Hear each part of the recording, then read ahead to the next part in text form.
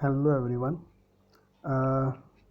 Previous video में हमने देखा था कॉचीज इंटीग्रल फार्मूला के बारे में। Okay, so Cauchy's integral theorem and Cauchy's integral formula, ये हमने दो चीज़ देखी है, राइट।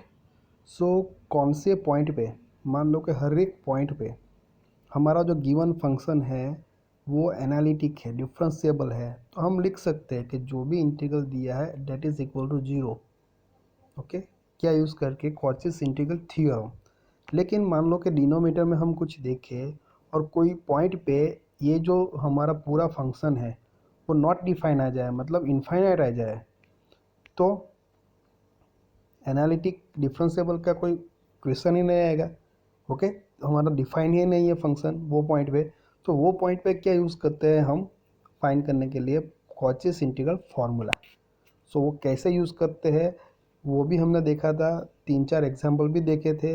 लेकिन यहाँ पे जो है कॉचीज इंटीग्रल फार्मूला के जो एग्जाम्पल है वो आने के चांसेस सबसे ज़्यादा है जीटीयू एग्जामिनेशन के अंदर। सो हम आज दो तीन और एग्जाम्पल देखते हैं। तो देखो यहाँ पे क्या दिया हुआ है, evaluate this integral where C क्या दिया हुआ, कव, ये इंपॉर्टेंट है, curve Z minus I equal to two.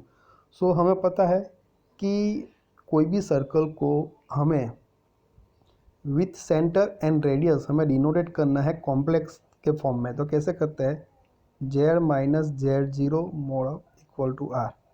तो ये कंपेयर करो, यहाँ पे जो हमें दिया है Z minus I equal to two, तो हमारा जो है रेडियस कितनी हो जाएगी, टू, एंड सेंटर क्या हो जाएगा हमारा आई। तो सर्कल मतलब इस तरह से सेंटर कोई भी यहाँ पे आई आए ले लो, तो इस तरह से यहाँ पे टू रेडियस का सर्कल आएगा। सो सर्कल आप नहीं ड्रॉ करोगे तो चलेगा, इतना इम्पोर्टेंट है नहीं, बट आपको पता होना चाहिए कि पॉइंट कहाँ पे आ रहा है, राइट। तो चलो अभी हम देखते हैं, ये डिनोमीटर में जेड स्क्वायर प्लस फोर है, तो उसको हम ऐसे लिख सकते हैं Z square equal to minus four.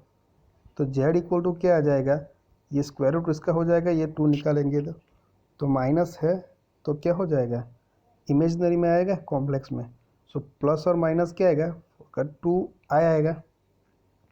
सो एक पॉइंट आया Z equal to two I, दूसरा आया Z equal to minus two I. तो दोनों को हम वन बाय वन हम लेंगे और देखेंगे कि ये पॉइंट जो है हमारा जो कर्व दिया है सी सर्कल, उसके अंदर या बाहर आता है। तो जेड इक्वल टू टू आई हमें ये जो सी दिया है उसमें हमें रखना है।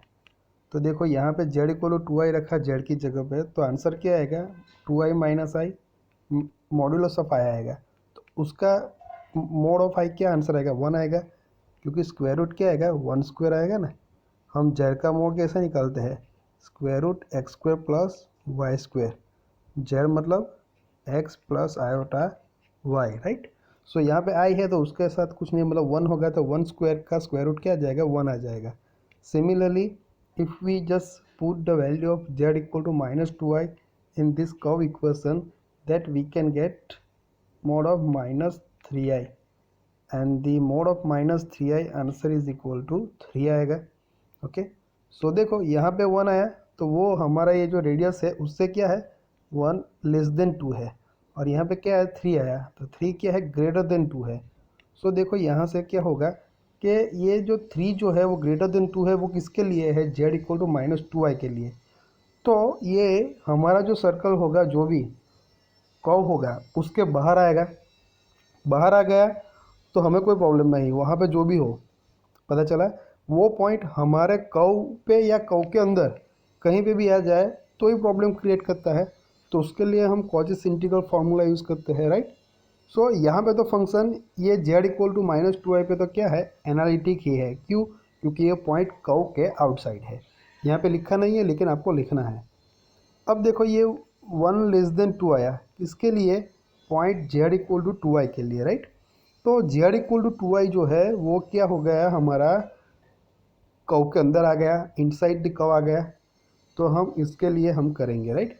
सो देखो ये जो है इंटीग्रल, उसको हम इस तरह से लिखेंगे, two Z plus six divide by, ये जेड स्क्वायर प्लस फोर है तो उसके ये जो रूट निकला तो हम लिख सकते हैं ना, जेड प्लस टू आई, इस तरह से। एंड जेड माइनस टू आई, ऐसे लिख सकते हैं, ओके, इंटू डी जेड। तो देखो इसके लिए Z equal to minus two I, तो वो कहाँ पे आता है, इस यहाँ पे Z plus two I equal to zero हम लिखे, तो Z equal to minus two I आता है। तो इनके लिए तो एनालिटिक फंक्शन है, तो देखो मैं बताता हूँ ये पिंक कलर से। तो इतना फंक्शन को हम क्या ले लेंगे, एफ ऑफ जेड बोल देंगे, और वो क्या है, एनालिटिक है ऐसा बोल देंगे, राइट। तो देखो यहाँ पे नेक्स्ट में लिखा है पूरा, देखो कि Z equal to two I जो है वो कर्व के अंदर है, and Z equal to minus two I है वो आउटसाइड सी है, कर्व है। तो मैंने जो बोला वही है, एफ ऑफ जेड किसको बोला, two Z plus six divide by Z plus two I को क्या बोलना है, F of Z. And let this function is analytic within and on the C, मतलब इनसाइड या on the curve C, right, analytic है। अब हमें कॉचीस integral formula करनी है, हमें इंटीग्रल जो फाइंड करना है वो तो पूरा का फाइंड करना है। ये हमारा एफ ऑफ जेड हो गया, राइट, ये हमारा क्या हो जाएगा, एफ ऑफ जेड। उसकी जगह पे हम एफ ऑफ जेड लिखते हैं, और दूसरा क्या रह गया हमारा, जेड माइनस टू आई रह गया ना ये। अब इसका हमें फाइंड करना है, तो उसका आंसर क्या आता है, two pi I into F of A आता है। तो यहाँ पे ए की वैल्यू क्या हो जाएगी, ए की वैल्यू मतलब यहाँ पे जेड माइनस ए है हमारे फॉर्मूला में, राइट। तो ए की वैल्यू क्या हो जाएगी, यहाँ पे टू आई हो जाएगी। तो हमें क्या आंसर क्या आएगा, two pi I into F of two I आएगा। सो यहाँ से हमें क्या करना पड़ेगा, F of two I find करना पड़ेगा। तो वो कैसे फाइंड करेंगे, ये एफ ऑफ जेड है ना, उसमें एफ जेड की जगह पर क्या रख देंगे, टू आई। तो देखो यहाँ पे हम रखेंगे तो क्या आएगा, two into two I plus six divide by two I plus two I. तो आंसर क्या आएगा, यहाँ पे ऊपर फोर आई हो जाएगा, four I plus six divide by नीचे क्या हो जाएगा, फोर आई, यानी तो ये आंसर आएगा हमारा, पता चला, four I plus six divide by four I. तो ये एफ ऑफ जेड का आंसर आ गया हमारा, मतलब एफ ऑफ टू आई का। So F of two I का जो भी आंसर आया वो हम रख देंगे यहाँ पे, ओके। तो ये इस तरह से आंसर आएगा, टू पाई आई ये into F of two I, तो ये आ जाए इस तरह से आ जाएगा। अब देखो इसको सिंप्लीफाई कर दो, तो देखो ये टू कैंसिल हो जाएगा और ये टू रह जाएगा, ये आई आई कैंसिल, तो पाई बाई टू बचेगा, और ब्रैकेट में क्या रहेगा, only four I plus six. उसमें से भी टू कॉमन निकाल दो फोर आई प्लस सिक्स में से, तो क्या रहेगा, टू आई प्लस थ्री, और टू टू कैंसिल, तो क्या रहेगा, ओनली पाई। तो ये हमारा आंसर आ गया, ओके। सो एग्जाम्पल ईजी आते हैं, आपको वो पॉइंट फाइंड करना आना चाहिए। देखो यहाँ पे भी बस वैसा ही है, दो बार एग्जाम में आया हुआ है एग्जाम्पल से, ये इंटीग्रल दिया है, ये कर्व दिया है। तो यहाँ पे रेडियस कितनी है, मैं यहाँ पे पूरा नहीं समझाऊंगा, आर कितना है, वन, और सेंटर कितना है, सेंटर माइनस है, जेड प्लस आई है ना, हमें क्या करना है, जेड माइनस जेड जीरो के साथ कंपेयर करना है। तो जेड जीरो सेंटर है, तो वो क्या आ जाएगा, माइनस आई आ जाएगा, राइट। सो देखो यहाँ पे जेड स्क्वायर प्लस वन है डिनोमीटर में, तो जेड इक्वल टू प्लस और माइनस आई आएगा, जेड इक्वल टू आई रखो टू आता है, जेड इक्वल टू माइनस आई रखो जीरो आता है, राइट। सो ये वन रेडियस से लेस देन या ग्रेटर है वो देखना है। तो टू क्या है, ग्रेटर है, तो वो कर्व के आउटसाइड हो जाएगा। Z equal to i point है, वो कर्व के आउटसाइड हो जाएगा, तो वो तो एनालिटिक हो जाएगा, उससे कोई प्रॉब्लम नहीं है, राइट। लेकिन ये जीरो लेस देन वन आया किसके लिए, जेड इक्वल टू माइनस आई के लिए। तो ये जो पॉइंट है जेड इक्वल टू माइनस आई, वो कर्व के अंदर होगा।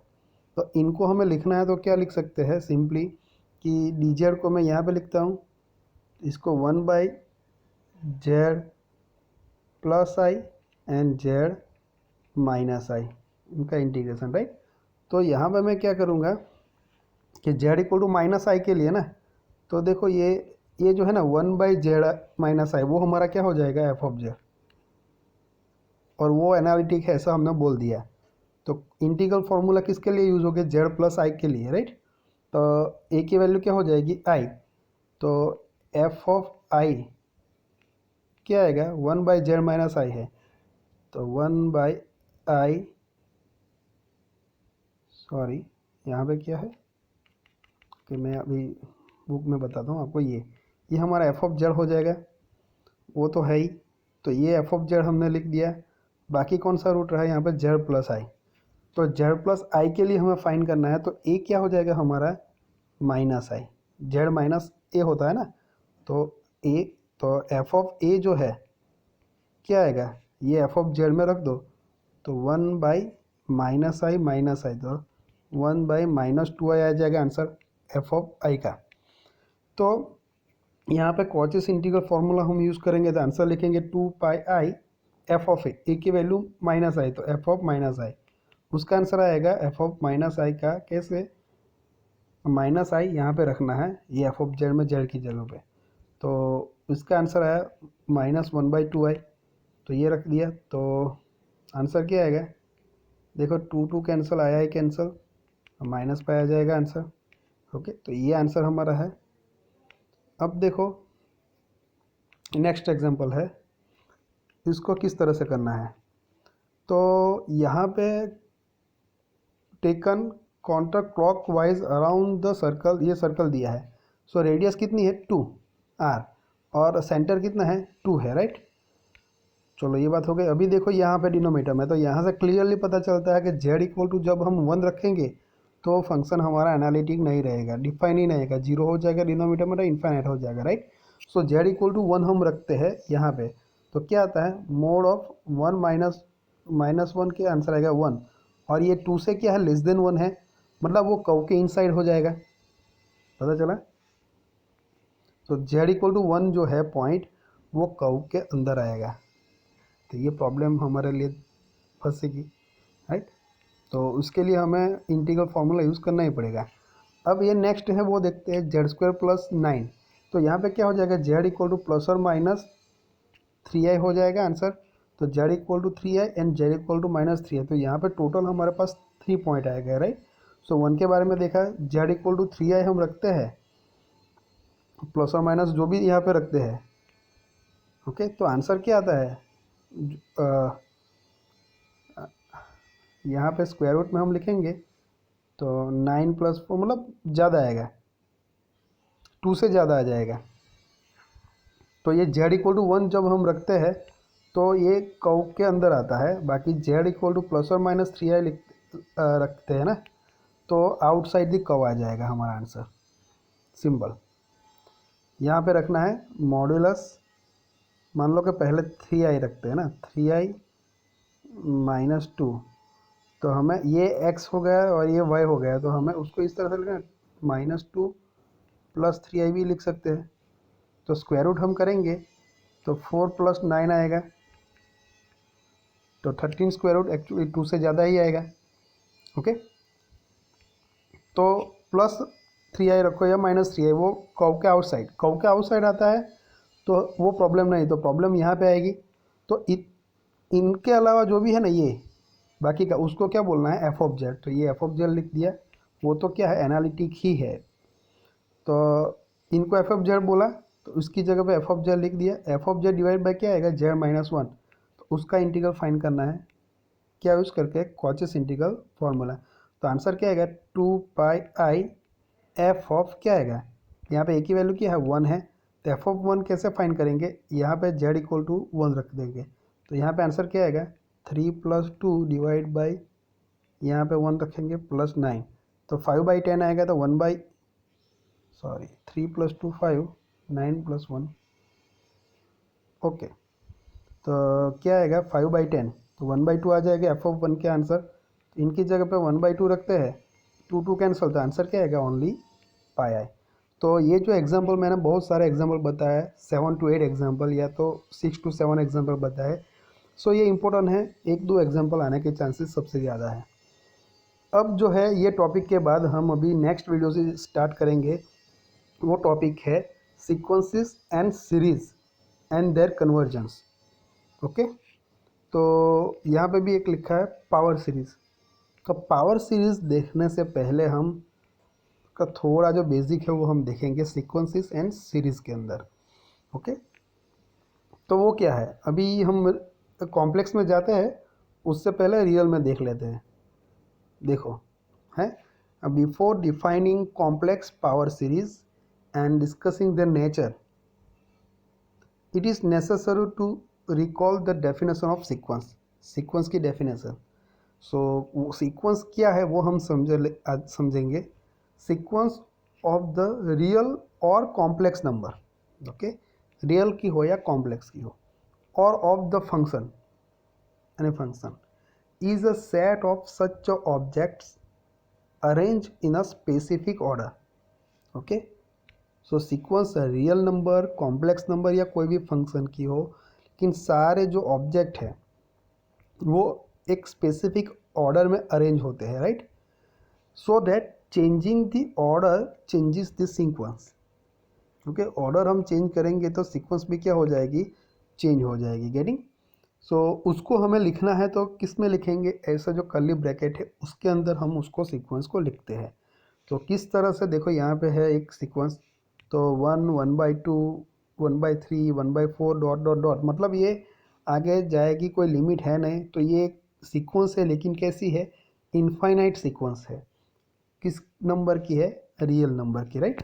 हमें देखना है वो कॉम्प्लेक्स के देखना है, लेकिन हम सिर्फ समझते हैं सीक्वेंस अभी क्या है। अब देखो ये भी है, लेकिन 1 से स्टार्ट होती है, ये 1/√5, आगे कुछ है, डॉट डॉट डॉट नहीं है। तो ये एक्चुअली क्या है, सीक्वेंस ही है, लेकिन कैसी है, फाइनाइट है। कौन से ये नंबर है सारे, रियल, तो उसको हम बोलते हैं finite sequence of a real number. Similarly देखो नेक्स्ट, यहाँ पे देखो ये कॉम्प्लेक्स नंबर आया है, 2 माइनस आई, तो ये कॉम्प्लेक्स नंबर की हो जाएगी सीक्वेंस। देखो ये डॉट डॉट डॉट है तो क्या हो जाएगा, infinite. So a infinite sequence of a complex number. अब देखो यहाँ पे ये जो जेड है ना, Z², Z⁴, ये एक्चुअली क्या है, बता था ना, अ infinite sequence of a power of Z. So dot dot है तो इनफाइनाइट सीक्वेंस आएगी, लेकिन पावर ऑफ जेड की है। देखो Z², Z⁴, Z⁶, देन आएगा प्लस Z⁸, ओके। तो ये बेसिक हो गया सीक्वेंस के बारे में। और यहाँ पे एक इम्पोर्टेंट नोट है, वो पढ़ो। The expressions finite and infinite are used to describe the number of terms in a sequence. So sequence के अंदर जो नंबर ऑफ टर्म्स जो दी हुई है ना, ये सारी, ओके, उसको डिस्क्राइब करती है ये फाइनाइट या इनफाइनाइट जो हम लिखते हैं ना, वो, okay. And not the magnitude of any of its term.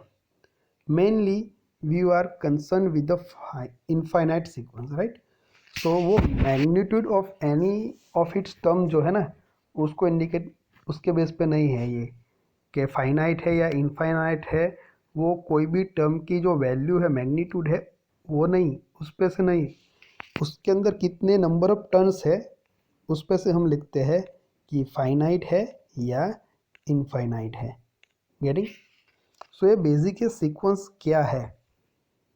अब आगे के जो कुछ है, बहुत सारी टर्म आएंगी, हम देखेंगे उससे पहले, तो हम वो नेक्स्ट वीडियो में हम देखेंगे, क्योंकि थोड़ा लंबा वीडियो हो जाएगा इसीलिए, राइट। सो नेक्स्ट वीडियो से हम ये नया टॉपिक स्टार्ट करेंगे, sequences and series and then conversion. So power series वाला जो पोर्शन है ये हम देखेंगे ये पूरा। तो देखो यहाँ पे लिखा भी है सीक्वेंस एंड सीरीज के टर्म में, दूसरी बुक का है, एक सिंपल टर्म में लिखा है, देखो, a sequence of a complex number. देखो कहाँ से स्टार्ट हुई, Z1, Z2, Z3 up to Zn, okay. ये सारे कॉम्प्लेक्स नंबर का sequence is a function which assign a complex number Zn to each positive integer n, okay. So sequence of कोई भी complex number जो है यहाँ पे लिया है Z1 अप टू Zn, वो क्या है, एक फंक्शन है।